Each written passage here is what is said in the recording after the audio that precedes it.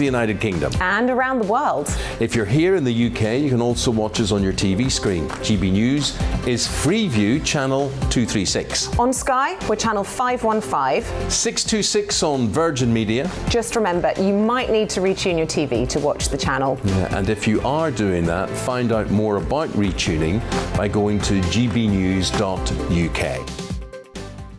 Join my show Farage, 7 p.m. till 8 p.m. Monday through Thursday, and there you will get opinion, analysis, debate, and I'll cover stories that nobody else dares to touch. And then for the last 15 minutes, talking pints. We're over a drink. We have a civilized conversation with someone. We very often disagree, but we do it in a grown-up way. Come and join me on Farage.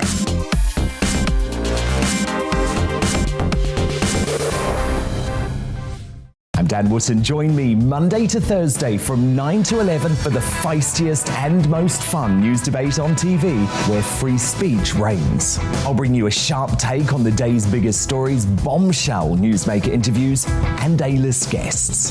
And I guarantee you, no spin, no bias, no censorship, and no reason to go to bed. That's Dan Wootton tonight, Monday to Thursdays from 9 on GB News. Hello there, I'm Eamon Holmes. And I'm Isabel Webster. And we hope you can join us for Breakfast with Eamon and Isabel. You make me laugh out loud, belly laugh. Is that important first thing in the morning? Yeah, absolutely. And there's me trying to be deadly serious. News is a serious business. Yeah, I have to rein you in sometimes. Well, it doesn't stop us laughing at it. It doesn't stop us having an opinion on what's going on. Yeah. And it certainly will not stop us reflecting what you think. Weekdays from 6 to 9:30 on GB News.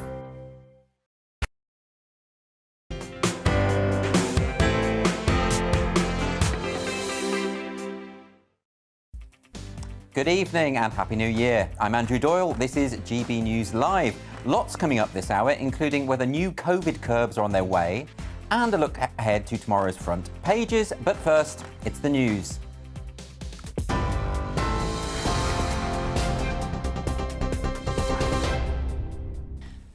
Hello, I'm Karen Roberts. These are your latest news headlines. Health bosses are warning the next few days are crucial in the fight to reduce the impact of the Omicron variant. Chris Hopson, the chief executive of NHS providers, says the health system is under arguably more pressure compared with this time last year. COVID measures must be an absolute last resort in 2022, according to the Health Secretary Sajid Javid. Over 162,000 COVID-19 cases have been recorded in England, a new daily record. Medical experts leading the UK's battle against COVID are among more than 1,200 people who have been recognised in the Queen's New Year Honours List. Knighthoods have been given to the UK's Chief Medical Advisor, Professor Chris Whitty, and his deputy, Jonathan Van Tam, as well as the Chief Medical Officers for Scotland and Wales for their efforts in the fight against COVID.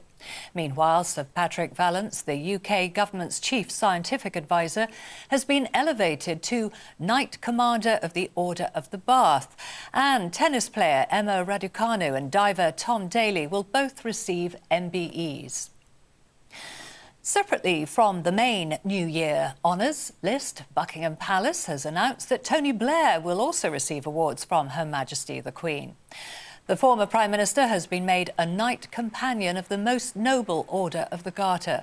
One of his former cabinet ministers, Lady Amos, joins him and has become the first ever black member of the order, while the Duchess of Cornwall has been recognised for her contribution to the monarchy, being appointed Royal Lady of the Most Noble Order of the Garter. The official state funeral for Archbishop Desmond Tutu has taken place in South Africa. Mourners gathered in Cape Town to pay their respects to the late Nobel Peace Prize winner, who for years fought against racial injustice. President Cyril Ramaphosa, who delivered the main eulogy, paid tribute to his friend. If Archbishop Desmond Tutu were here, he would have said, Hey, why are you looking so glum, so unhappy? He would have wanted to elicit a smile, a laughter from amongst all of us. That was the type of person that he was. And Boris Johnson says he wants to maximise the benefits of Brexit this year. That's despite consumers being warned of fresh disruption due to new rules coming into force. From today, traders can no longer delay full import customs declarations on goods entering the UK from the EU or other countries. Previously, they had a grace period of 175 days. But the British Frozen Food Federation has warned consumers to brace for disruption due to the change. Well, that's your news update. I'll be back in an hour's time with the latest headlines. Now let's return to Andrew Doyle.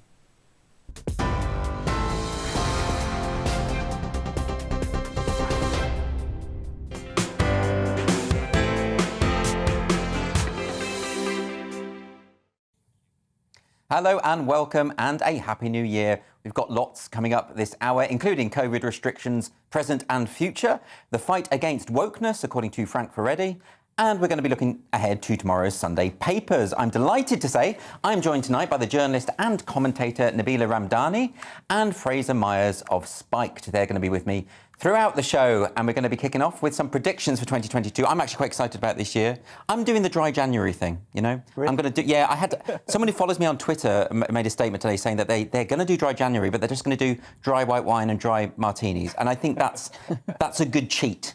I think I could get on board with that. But any predictions? So we'll come to you first, Nabila. What do you think? Any major predictions this year? Interesting year for French politics, of course. What do you think might happen there? Well, first of all, on a more sober note, if I may, no pun intended, but I think we're going to speak a lot more about the coronavirus pandemic. We're officially entering the third year, and we are effectively learning to live with it. Yes. And even though we're trying a lot of things, from jabs to lockdowns, to try and diminish the pandemic, a lot of us are now realising that it's going to play a big part in our lives for many years to come. Can you sort of talk us through what the main differences in approach, policy-wise, from the UK government and the French government has been?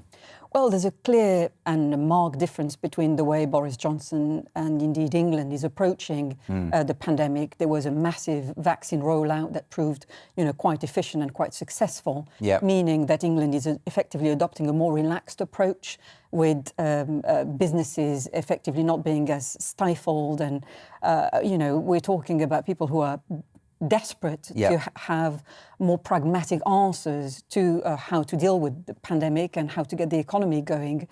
In France, it's a lot stricter, with precautionary measures, including COVID passes required when you go into a cafe or into a restaurant. Masks are being reintroduced on the streets as well. Yes. So it's a lot more like Wales, as we'll shall But this is quite surprising to me. I mean, from what I know of the history of sort of France and the politics and the way things work there, is that the public generally don't like being restricted, and they tend to react badly, and they tend to be quicker to indulge in mass protest than, say, we are in the UK. Fraser, do you think I'm right about that? Do you think there's going to be any kind of pushback against these kind of restrictions in France? I hope so, but I think France is quite an authoritarian country, quite paradoxically. So at the same time, you're absolutely right. They're much more willing to go on a protest than we are. Yes. Much more likely to take to the streets in anger. Yeah, exactly. Kill off their monarchy, that kind of thing. Kill off their monarchy. There's often on one of these, you'll see like farmers dumping manure outside the local town hall, that kind of thing. Yeah.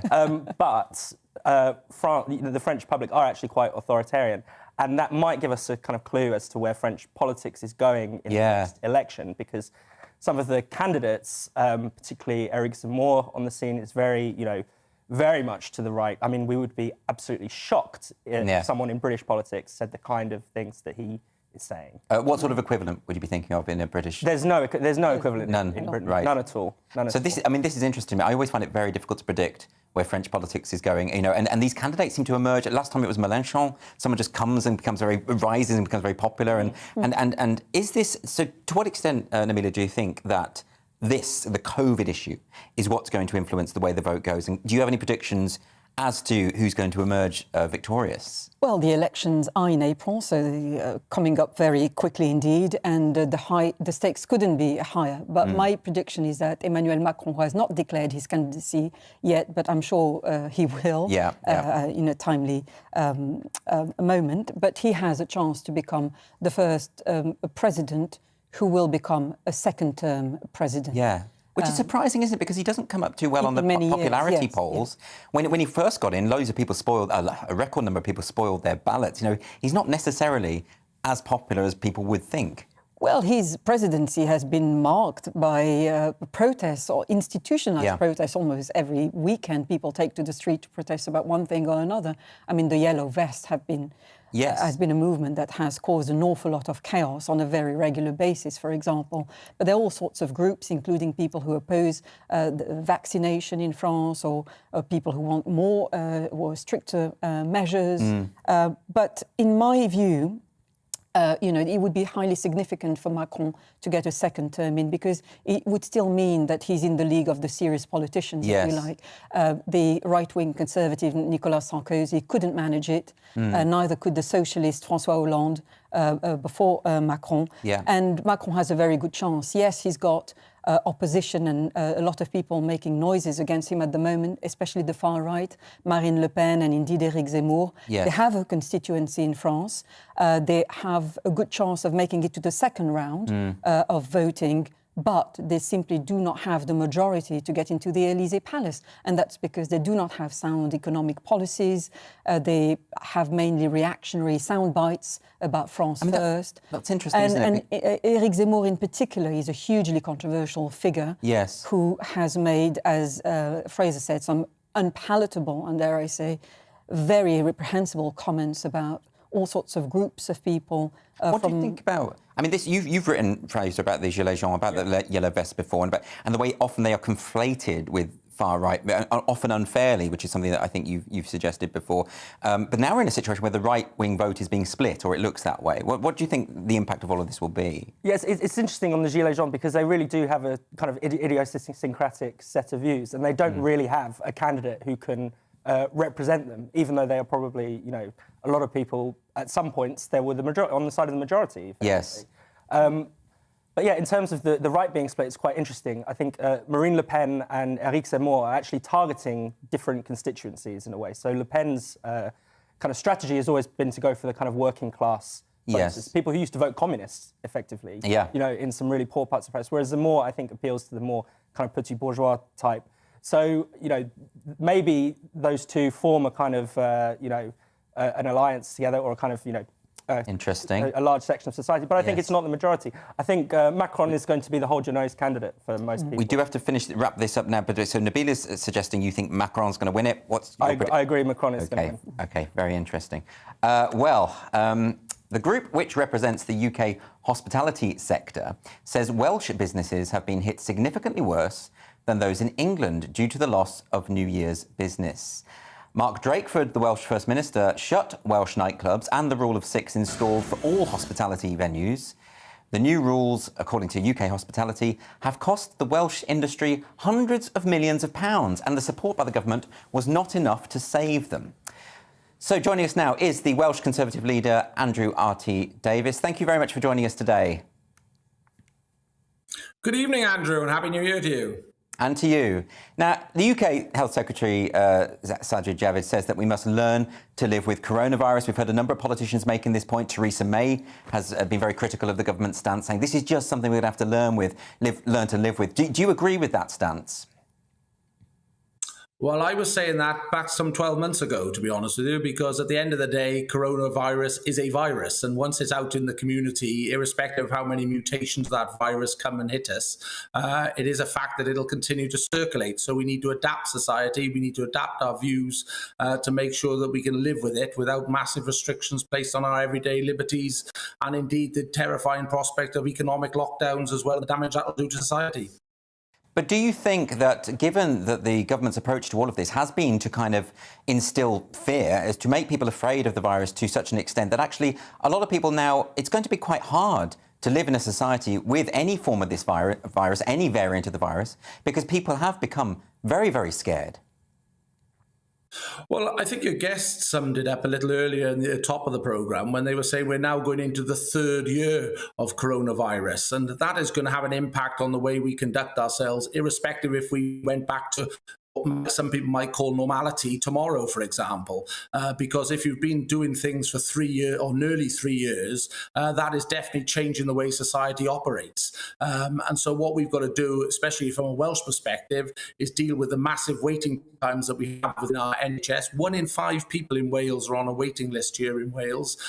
Talking about New Year's Eve and the economic impact of the new restrictions, there are some pretty bleak pictures of the hospitality sector last night with empty bars, empty restaurants, comparing and contrasting with Bristol, Birmingham, Liverpool, Manchester, just over Offers Dyke, which had a bustling social scene and ultimately oiling the wheels of the economy that pays the jobs and creates the taxes that pay for our public services.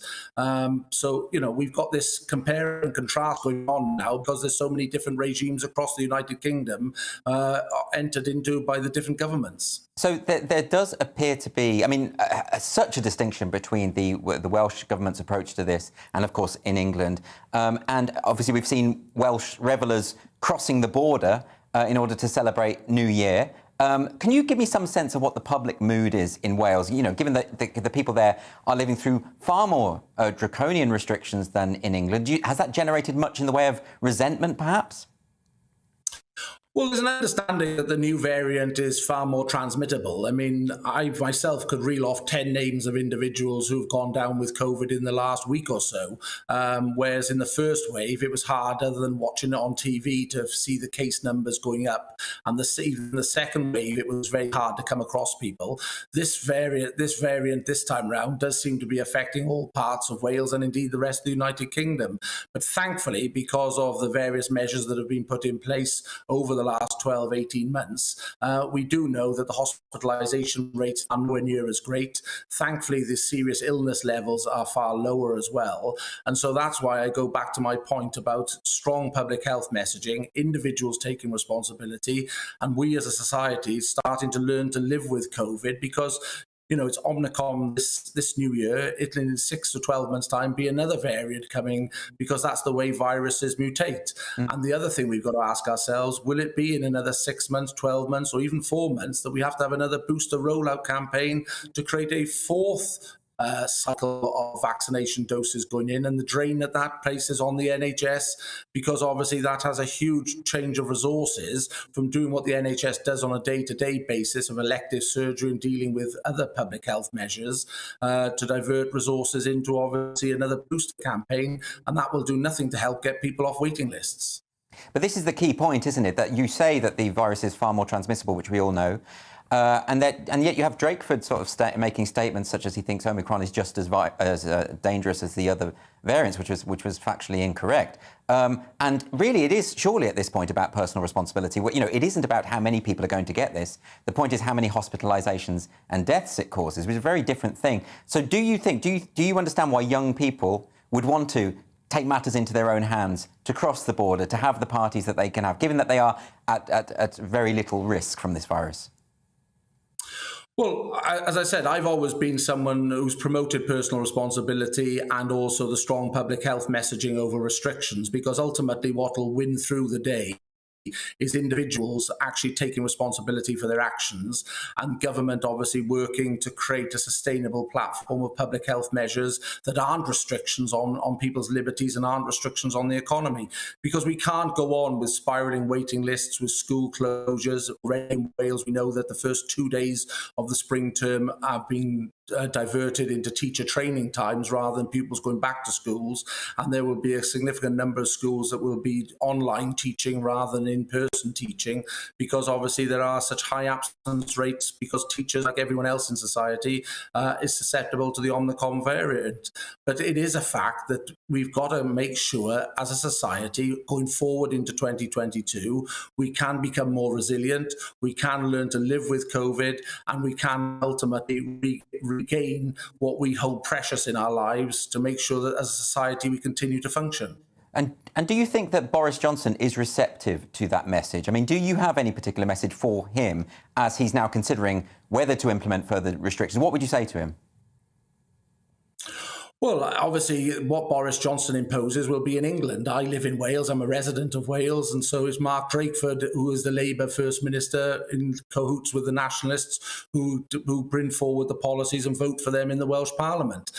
Regrettably, the restrictions that have come in over the Christmas period have not been voted in by the Welsh Parliament. They've just been imposed by the Welsh First Minister because, obviously, other than an emergency recall of the Parliament, which I requested from the presiding officer just before Christmas, we've had little discussion and little debate on these measures. But it is a fact that we have a chronic waiting lists within our NHS. The NHS is under huge pressure because obviously there are staffing shortages, and that is going to be one of the big issues that the government here in Wales is going to have to face up, like other governments across the United Kingdom, the further into 2022 we go into. Andrew Arty-Davies, thank you very much for joining us today. I want to come to my panel now. I'll come to you first, Fraser. Do you have any responses to what Mr. Davies said there? Yeah, I think now that we are in the third year of this pandemic, it's really time we started thinking about what these measures mean for the long term. Yeah. You know, if we're introducing restrictions after a vaccination programme, after a booster programme, then that kind of implies we're stuck with this for life a little bit. You know what I mean? Yeah. It really ought to be the time when we're thinking longer term, thinking about things like, well, if, you know, this surge in Omicron cases is going to cause problems for the NHS, and I'm sure it is going to put it under pressure. Yeah. It probably already is in London. Because of the sheer transmissibility, right? Because of the sheer transmissibility of it. If that's going to be an occurrence every winter, then we need to be thinking about beefing up capacity for the NHS. Or we need to be thinking about when's the next booster rollout going to happen. Yeah. And how are we going to do that without disrupting GP services and things like that. But we cannot fall back on restricting life, restricting the economy. This is something that, you know, that phase of the pandemic has to be put to bed. Yeah, yeah. Nabila, do you agree with that?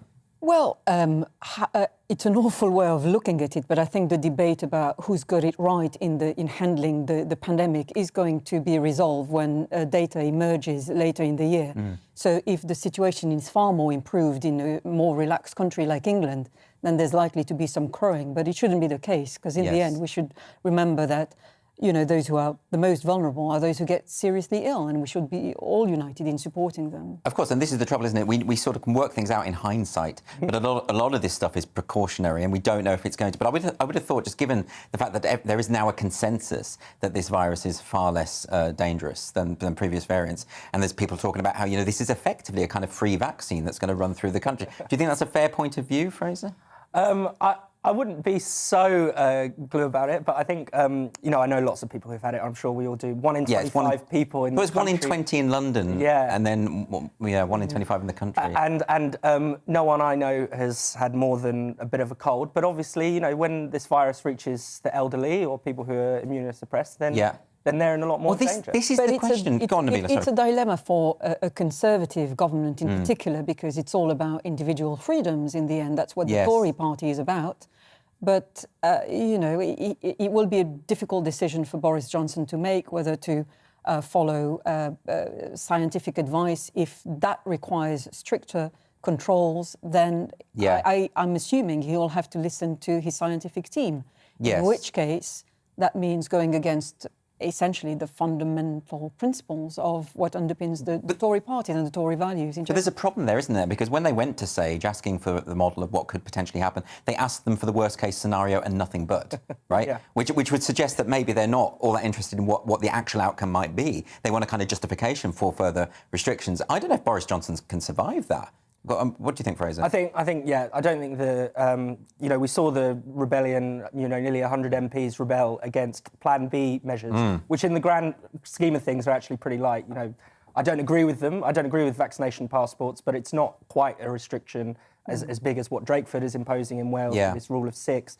It's nothing like lockdown, and still that was enough to spur that bigger rebellion. I think you're right. I think, you know, Boris cannot survive another lockdown. I think it would be such a betrayal. No, and I think what Nabila's saying is absolutely right. It gets to the heart of the problem here, is that it's, you know, Boris Johnson, known for being an old school liberal, is imposing some, and of course we now know that's clearly not the case, and he's imposing these restrictions. It undermines the philosophy behind the party. But whatever happens, his political survival is intrinsically linked with the way he handles the pandemic, because it involves economics as well. It involves all aspects of our lives, essentially. But I think we can still safely say at this stage that Boris Johnson is a proven election winner. Yes. And there's nobody in the Labour Party that can claim to be, in that position at the moment. No, I think you're right. The appalling state of the Labour Party is helping him immensely. So that's keeping his survival, guaranteeing his survival. The fact that the opposition are so hopeless. Yes, pretty much. But then now there's talk, of course, about Liz Truss as a potential next leader. Do you have any feelings about that? I think she's the Ed Miliband of the Tory party. What does that mean? I think that she's going to produce a big stone with her ideas on. Is that what you mean? She should do that. She'll nick that idea. No, I think that Liz Truss is well liked by Conservative members of the rank and file. She models herself on Thatcher. She's very pro-free market. But I don't think that's what the country is interested in. I think it's a bit of a throwback to the way the Tories were in the 1980s. And really, the kind of new version of the Conservative Party, Boris Johnson's kind of coalition of, the policies that won over the Red Wall are not free market, economics and free trade. That's not what the country is yearning. Very, very good point. Now, coming up, has the Archbishop of Canterbury overstepped himself again and waded into politics? But first, the weather. It's time to remind ourselves there's always another winter. Canary Islands sponsors the weather. Looking ahead to tomorrow's weather, and the UK is looking to get off to a mild but breezy and in places very showery start.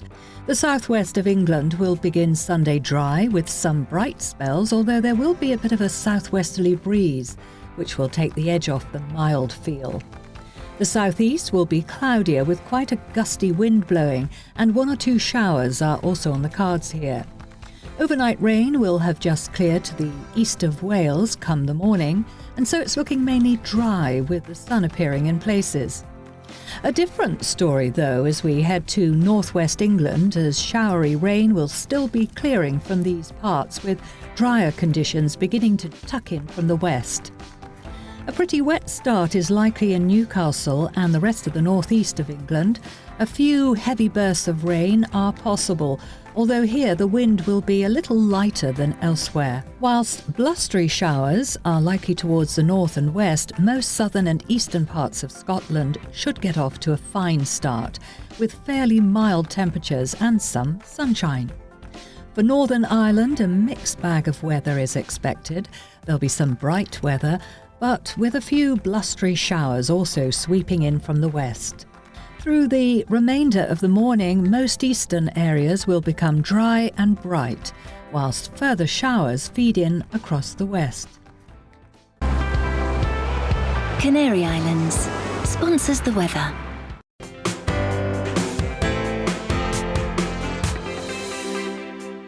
Hello there, I'm Eamon. And I'm Isabel. And you're watching the GB News digital stream across the United Kingdom. And around the world. If you're here in the UK, you can also watch us on your TV screen. GB News is Freeview channel 236. On Sky, we're channel 515. 626 on Virgin Media. Just remember, you might need to retune your TV to watch the channel. Yeah, and if you are doing that, find out more about retuning by going to gbnews.uk. Join my show Farage, 7 p.m. till 8 p.m. Monday through Thursday, and there you will get opinion, analysis, debate, and I'll cover stories that nobody else dares to touch. And then for the last 15 minutes, talking pints. We're over a drink. We have a civilized conversation with someone. We very often disagree, but we do it in a grown-up way. Come and join me on Farage.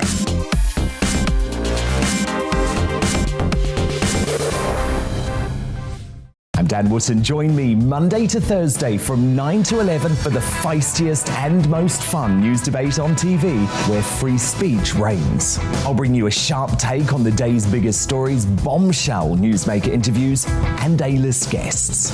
And I guarantee you, no spin, no bias, no censorship, and no reason to go to bed. That's Dan Wootton tonight, Monday to Thursdays from 9 on GB News. Hello there, I'm Eamon Holmes. And I'm Isabel Webster. And we hope you can join us for Breakfast with Eamon and Isabel. You make me laugh out loud, belly laugh. Is that important first thing in the morning? Yeah, absolutely. And there's me trying to be deadly serious. News is a serious business. Yeah, I have to rein you in sometimes. Well, it doesn't stop us laughing at it. It doesn't stop us having an opinion on what's going on. Yeah. And it certainly will not stop us reflecting what you think. Weekdays from 6 to 9:30 on GB News. My name is Andrew Doyle. Join me every Sunday evening at 7 p.m. for Free Speech Nation. This is a show where we address current affairs and news stories of the week with the help of two wonderful comedian panelists. I brought in comics because I want to give it a lighter edge, and also they work for less. See you there.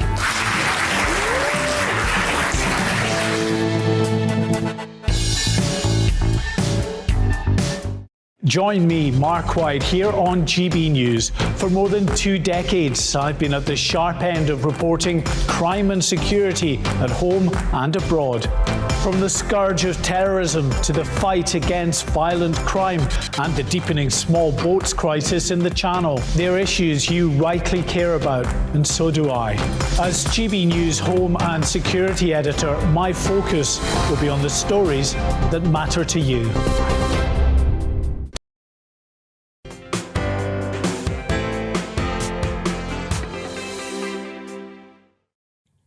Welcome back.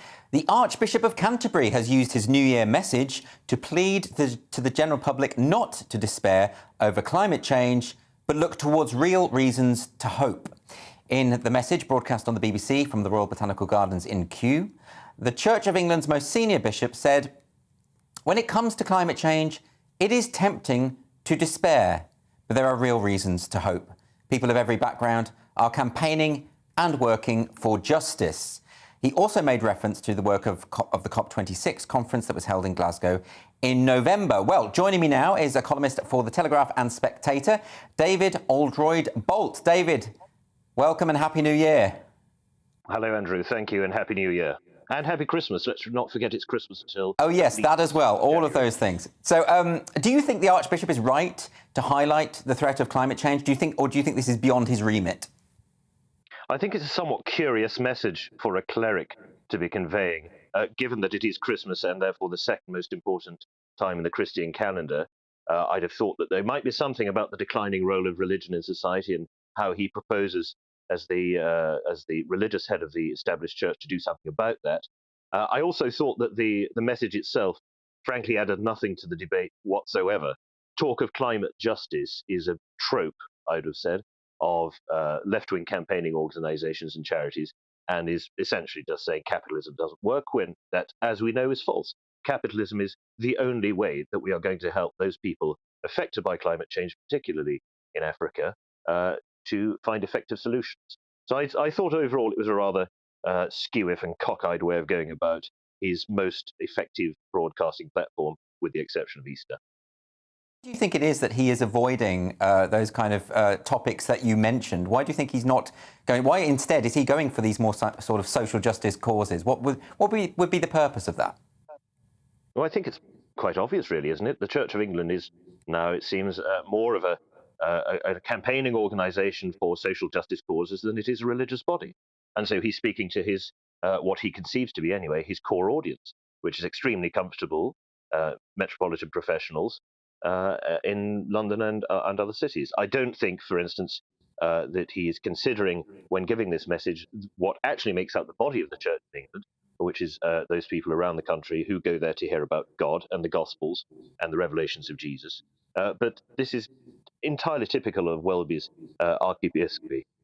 He is speaking to a perceived audience rather than the actual audience he has, and in doing so, I think is just putting another nail in the coffin of the established church. Is there no role whatsoever for politics within religion, or for religious figures to express political views? I mean, arguably, you could say that the message of Jesus is arguably an anti-capitalist message, insofar as he says it's impossible for a rich man to enter the kingdom of heaven. So is there not, and we saw that with the Occupy Wall Street protests, we saw religious figures coming out in support of them. That's a while ago now, but is there any room for that at all, do you think? I think there's certainly room for politics within religion, and there's certainly a place for the Archbishop of Canterbury in the political discussion that the nation has. However, he seems to have an unerring knack of picking precisely those political issues which are going to annoy people, or rather to pick political positions which are going to annoy people and which add nothing to the debate, which many politicians are already talking about, which many journalists and commentators have already elucidated. So I encourage the Archbishop of Canterbury to make his political case, but I would encourage him also to do it in a more imaginative and more intelligent way, frankly. And yes, there are, of course, people in all churches who say that, or rather in all Christian churches, who say that Jesus was anti-capitalist. But I think that to take one specific saying and to over-elaborate it, after all, as Margaret Thatcher was fond of saying, the Good Samaritan couldn't have been a Good Samaritan had he not made some money first.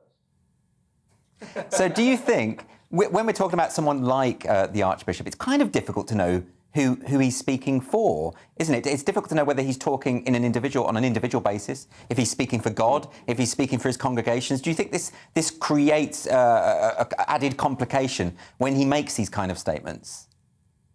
Oh, I think it's obvious who he's speaking for. He's speaking for the overwhelming body of opinion of the clerisy of the Church of England, which is very, very different from the overwhelming body of opinion of the congregation of the Church of England. As anybody who pays even the slightest attention will know, they are far to the left of the body of opinion of the congregations on matters of economics and on matters of things like social justice. I've never, ever, although I'm a Catholic convert, I spent 25 years as an Anglican, I never, ever heard anyone in the congregation worry about social justice. I heard a great many clerics worry about social justice, because actually the living revelation of the Gospels is what people go to church to partake of. And they do that in their own way, in their own communities, in their own homes, in their own witness to God. I don't think that they need someone like Archbishop Welby standing there reminding them of this. And I think he's got a fundamental problem which doesn't just face Anglicans, but is, I think, brought into the highest degree of definition with Anglicanism in this country, in that it's by trying to tack onto the fashionable political causes of the day, it's lost something of its real religious message. And to go back to that is a very difficult, you might say, PR exercise, to which he's clearly not up. David Oldroyd-Bolt, thank you so much for joining me today on GB News Live. I want to come to my panel now because I find this fascinating. In terms of this idea that a religious body or a traditional religious group can, in a sense, become captured by an ideological movement. I've even had sort of American friends talking about how the Baptist Evangelical Church in America is suddenly being captured by wokeness. This, to me, I find this utterly bizarre. I doubt it will happen to the Catholics. But Nabila, do you have any thoughts about it? Well, I've actually met the Archbishop a few times and I've been quite impressed by him, to be honest. But to me, he's by definition an establishment figure, however, right. And he's, in that sense, he's usually duty-bound to toe the establishment line on most subjects. And his speech about climate change is a perfect example of that. You know, he praised hope and optimism in the wake of the COP26 climate change summit. And he said that ambitious targets for reducing global warming can be met. And now many people would actually say that the Archbishop is as wrong as many world leaders, and that actually far more scientific work is needed to solve an issue like climate change. But to me, it's very interesting to contrast the the words by the Archbishop of Canterbury with the kind of anti-establishment rhetoric that Archbishop Desmond Tutu often came out with. And Archbishop Tutu's funeral today in Cape Town made it very clear that he was not afraid of taking, you know, the kind of unpopular or support the kind of causes such as being pro-Palestinian, for example. And Tutu remained very much loved and respected while criticising the West's lack of support for the Palestinians, for example. And to me, it's this kind of anti-establishment stances that are the real measure of somebody who will be always viewed as a real hero. Yeah, I mean, you know, we don't know to the extent to which... I take people at their word. I take the Archbishop as his word. I believe that he believes what he's saying. But you're right, it does seem to fall in line with establishment thought. Do you have any thoughts about this, Fraser? Yeah, I agree. I have no problem with the Archbishop speaking out on any issue, but I just wish he would say something different and interesting. I wish someone would say something new and sparky and exciting about something like climate change. Yeah, but you probably have to elect a different Archbishop then, wouldn't you? Perhaps, yeah, because these are his views. And they're his views, and I think he, on many issues, as the guest said, the Church of England has been, talking about Black Lives Matter, trans issues. Yeah. Essentially, but there is a kind of, you were talking about, can the church be captured by wokeness? But wokeness is a kind of religion. Even there are religious elements to environmentalism. Even if, you can accept the science of climate change, the idea of the apocalypse is a biblical idea, right? Yeah, I mean, whenever I see Greta Thunberg, I always think about all those medieval child saints that existed. I'm not suggesting that she's been canonised or anything, but there's a kind of some of the religiosity of the depictions and the language around it. It's unmistakable. It's the language, and in fact, I think Welby has used this kind of language itself. It's the language of sin. It's the language of penance. Humanity overstepping and having to, pay a price for that, sinning against the planet. Well, we're going to have to move on now. After the break, we will be talking to the writer Frank Furedi about his self-declared fight back against woke. And we look ahead to tomorrow's front pages.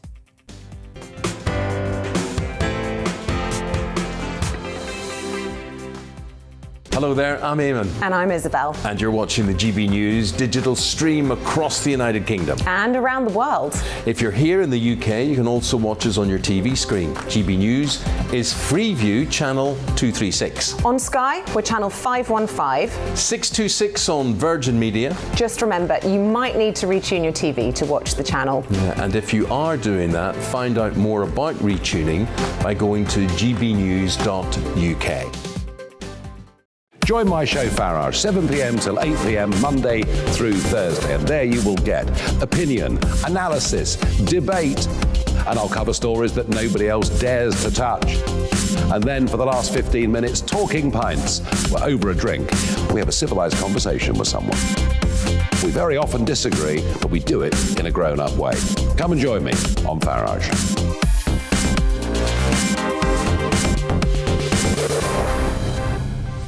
I'm Dan Wootton. Join me Monday to Thursday from 9 to 11 for the feistiest and most fun news debate on TV, where free speech reigns. I'll bring you a sharp take on the day's biggest stories, bombshell newsmaker interviews, and A-list guests.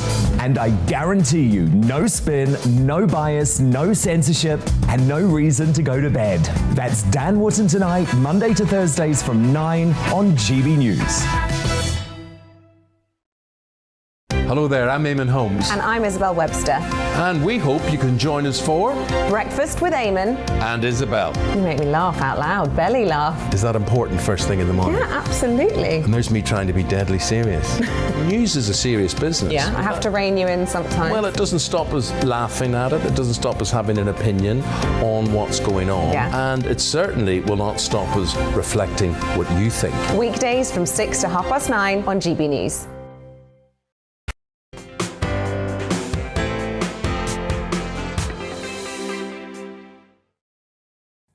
And welcome back. We know the culture wars have become inescapable.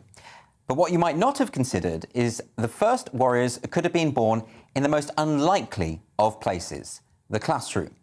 That's a proposal put forward by sociologist Frank Furedi, who says parents in Great Britain and other parts of the Western world are being confronted by attempts to inculcate a woke worldview in their children.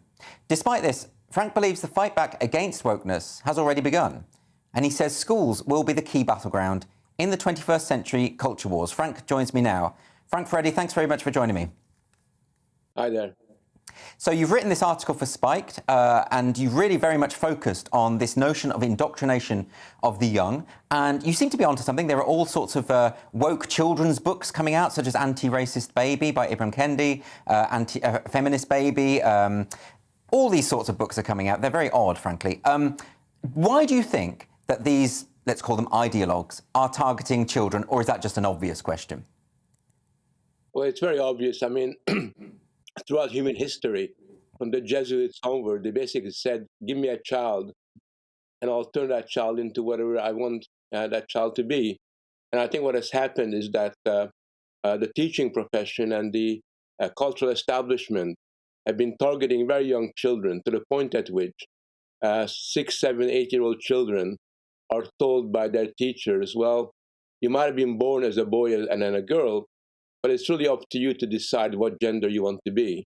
And I've talked to loads of parents who kind of send me their experiences, mothers in Crouch End who tell me that they were always on the left.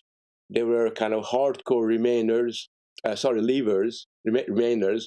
And then all of a sudden, they realized that this is the lockdown, the kids being taught on Zoom by their teacher.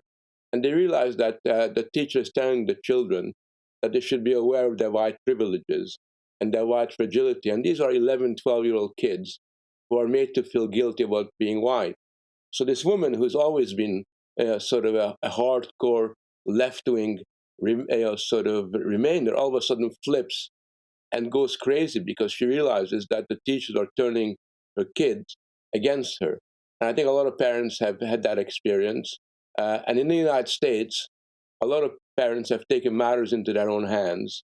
And in particular in Virginia, they use the issue of the indoctrination of children in the classroom as a way of getting rid of the existing Democratic kind of governor there and electing somebody else. And I don't particularly like when parents are forced to do that, but if the classroom becomes so politicized, and if young kids are told to behave in accordance with values that are very different than those of normal parents, then it's not surprising that that's becoming a very fertile terrain for cultural conflict. And I predict that the same thing is going to happen in England and Wales and Scotland, just because there's such a difference between how normal parents think and the values that they uphold and the kind of teaching material that their kids are being exposed to. I mean, you got to see the publication, the teaching material that kids are reading, and you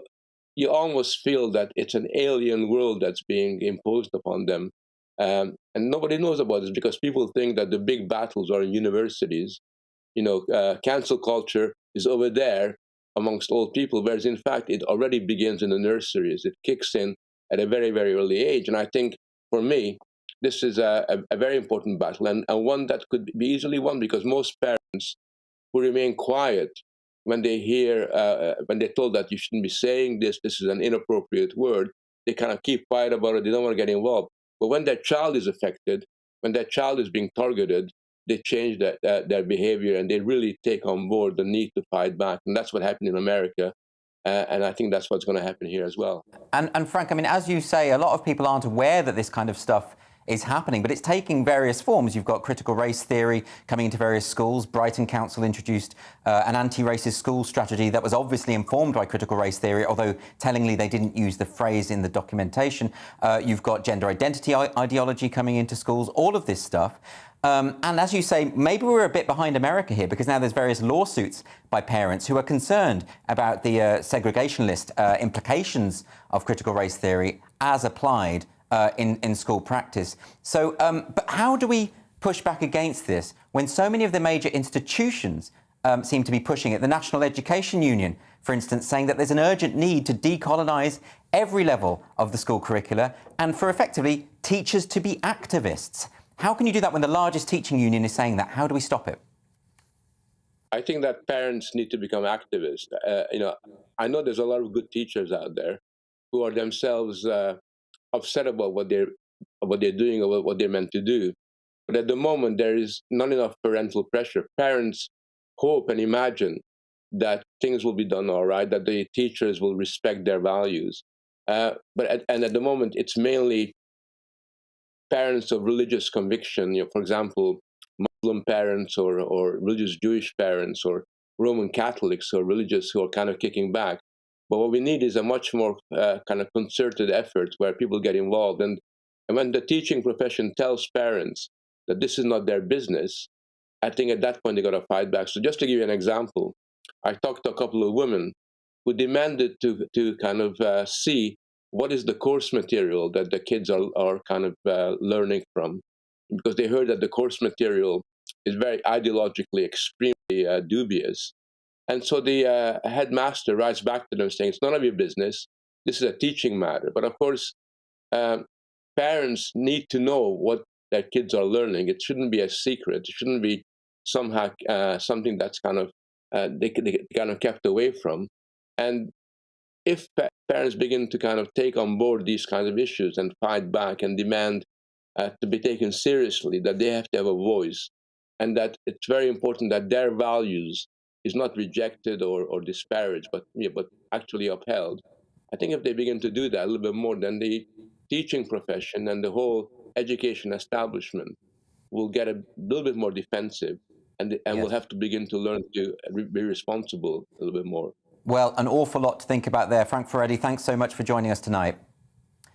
So let's move on and look at some of tomorrow's stories. The Sunday papers publishing their front pages already. Let's have a look at some of those. So The Observer runs with schools told go back to masks in class to fight surge. The paper also quotes the Labour leader Keir Starmer asking for more tests for parents. The Sunday Telegraph's headline reads, children forced back into masks in lessons. It quotes the Secretary for Education, who says lessons in January will remain face-to-face. The Independent follows on with a similar headline, reporting that the surge in cases is likely to lead to stricter rules inside schools and colleges.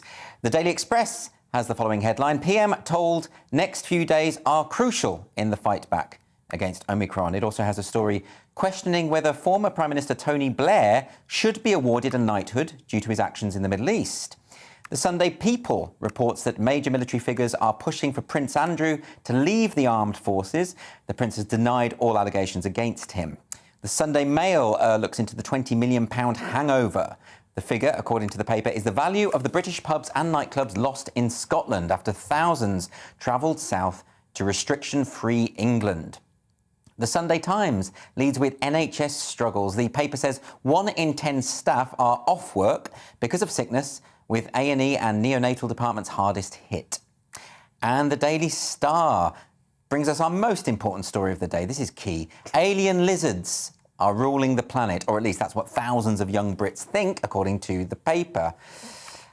Back now with my panellists, Nabila and Fraser. Thanks for joining me in this hour. Let's just start. We'll get to the lizards. Obviously, that is key, and that's what people are tuning in for. But let's go to this idea of masks in schools and colleges. Now, children are not at risk of this virus. This is very low risk for young kids. So why will bringing masks into school be such a priority? Why do you think the government seems to think it is, Nabila? Well, it certainly feels like a regression, given that we've made so much progress in opening up the country and getting rid of all sorts of very strict restrictions so far. So it certainly feels like we're going backwards in a way. But I'm sure a lot of parents will abide by this. Yes. I think the priority will be to see their kids going back to school and actually don't miss out on yet another few months of education. And frankly, get them out of their way. It will be also a priority. Well, I mean, I know teachers who had to teach with these masks in place, and they say that it does make a difference in the classroom. This isn't something that is just take it or leave it. There are some ramifications that perhaps people not in the business don't really understand. What do you think about that? Yeah, you need to be able to read children's expression, and they need to be able to see the expression of their teacher. Yeah. I think it's just really, really devastating that after 2 years of disruption to education, that we're going back to more restrictions. Children have borne the brunt of this pandemic. I think adults should be doing everything they can to make life as normal as possible for children, even if we're under pressure. I think it's a real failure of maturity, actually, not to run schools as normally as possible. But why this focus? Why the focus on kids all the time? I don't really understand. I understand the principle of, shielding the vulnerable, shielding the elderly, all of that kind of thing makes complete sense, even with a variant as mild as Omicron. But when it comes to kids, it just seems, people are getting more baffled by this kind of behaviour. I think it's just probably, it's a captive audience, isn't it? You have, thousands or millions of people who are in an institution run by the state, and you can tell them what to do, whereas adults... But they can also transmit it to adults, and if teachers get it, and then, that's where I think it gets more complicated, because, of course, the teaching staff and all the adults working with the children will be exposed. Well, yes, but we can't have this situation where one kid gets a positive test for COVID and then the whole class has to take time off sick. Last time this happened, we had kids faking lateral flow tests in order to get... they're clever, aren't they? That's what they would do to get off school. So we can't really go back to this, can we? I don't think this is a good idea. No, I think education has really, really got to be back to normal. It should be the #1 priority of the government, making sure kids get there. I mean, there are believed to be possibly up to 100,000 children who are missing from the school register. That's incredible, isn't it? Yeah. It's extraordinary. People don't realise how you just miss a week or two, and actually there's an awful lot of catching up to do. I used to be a teacher, I know this, it's an awful lot to do. I can't imagine being a teacher during this pandemic and how far behind some of these kids will be. But look, I want to move on to one of the other stories which is coming up in a lot of the papers tomorrow, which is the Tony Blair gong, the fact that he's been honoured. And some people are very angry about this. And I saw in particular Twitter is awash with people sort of saying, well, he's a war criminal, all this sort of stuff. People are very angry and they're making these allegations against him. Do you have any views, Nabila, whether Tony Blair deserves this award? Well, I certainly felt very uneasy about effectively rewarding somebody who's caused so much death and destruction in the Middle East, an area of the world that I cover a lot. I've met Tony Blair in the Middle East a lot of times as well. And he's certainly not viewed very well over there. But he was an envoy for the Middle East after the Iraq War. That's the most depressing aspect and the most sinister, dare I say. I mean, he is effectively responsible for embarking on an illegal war based on lies. And to this day, it's a major factor of destabilisation of the entire Middle East region. And that is your view. It's not a view he shares, of course. I should just say that. But obviously, well, it's a well-documented view now. Yeah, absolutely. I mean, he does seem. I mean, you're someone who's met him a couple of times, so you can tell me he seems completely unrepentant about any of the decisions he makes. Am I right about that? Well, the most disturbing aspect is he uses his Christian values. Yes. To defend such indefensible positions. You know, when he went to Iraq, he spoke of crusade, for example, which I find hugely disturbing. I mean, there's no justification whatsoever for causing death and destruction, especially based on lies. And dare I say, another uneasy thing that's very much associated with him beyond this very dark legacy in the Middle East is his association with the super rich and his obsession with extreme wealth. I mean, that is not the kind of values we want to promote in society, and to be rewarded for, effectively revolving around this kind of people. I've covered stories where he was taking millions for his advisory services to dictators such as Gaddafi or indeed in the UAE. And of course, Prime Ministers, they earn a lot of money when they leave office, don't they? Are you a fan of Tony Blair, Fraser? No, I cannot stand Tony Blair. And he won't leave us alone, will he? No, he always comes back. He hadn't been out of the news for even a week until this, when this knighthood came up, especially throughout the pandemic. I mean, there was quite a funny story. You know, he's such a ridiculous figure. Matt Hancock stopped taking Tony Blair's calls at some point in the pandemic because he was sharing ideas about government policy, and Matt Hancock would say what the government's going to do, and then Tony Blair would announce it himself and claim it as his own idea to make his think tank look more influential. Right. I mean, It's incredible. We haven't got much time left in the programme, but I do want to get onto this story about the lizards. We've got less than a minute, Fraser. So could you just give us a bit précis of what's going on here? Are we being run by lizards? Is that what's going on? Well, that's what a lot of young people believe. I mean, it's the extraordinary rise of conspiracy theories. I mean, conspiracy theories have become incredibly popular, especially during the pandemic, and probably because people are not talking to each other, people are not socialising, people are not having that pub test of someone I get that. Off it. But why would you? Well, I understand that, the frustration, but you wouldn't leap to lizards must be controlling everything. Surely, I mean, that's quite a stretch, isn't it? I would have thought. Well, I think people get into a little rabbit hole, don't they? They start with something like, I'm not sure about the truth. The government's telling the truth about 9/11, and then it becomes the government planned 9/11, and then it's the government is run by lizards. Fair enough. Well, let's keep an open mind and not rule out the possibility of a sort of secret lizard society running the world. Who knows? Thank you to Nabila and Fraser for joining me. Coming up, Mark Dolan looks back at his greatest Britons. But first, the weather. It's time to remind ourselves there's always another winter. Canary Islands sponsors the weather. Looking ahead to tomorrow's weather, and the UK is looking to get off to a mild but breezy and in places very showery start. The southwest of England will begin Sunday dry with some